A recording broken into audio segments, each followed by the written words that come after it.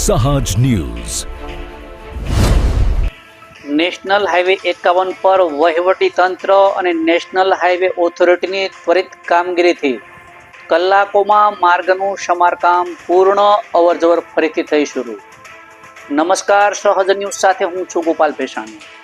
જૂનાગઢ જિલ્લાના માંગરોળ તાલુકાના હુસેનાબાદ ગામ નજીક ભારે વરસાદના કારણે અસરગ્રસ્ત વિસ્તારમાં નેશનલ હાઈવે 51 પર વાહન વ્યવહાર ફરી શરૂ કરવામાં આવ્યો છે.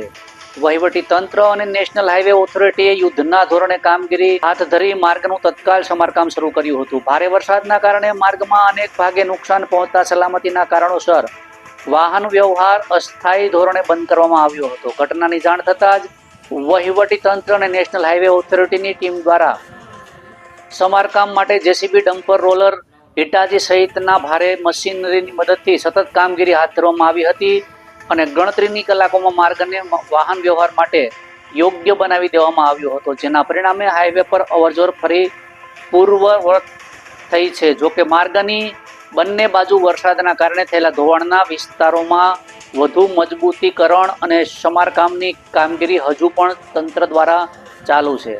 વાહન ચાલકોને ચેતવણીપૂર્વક વાહન ચલાવવા માટે સ્થળ પરથી સૂચનાઓનું પાલન કરવા અપીલ કરવામાં આવી છે. રિપોર્ટર દિનેશ કાનાબાર, સહજ ન્યૂઝ, કેશોદ.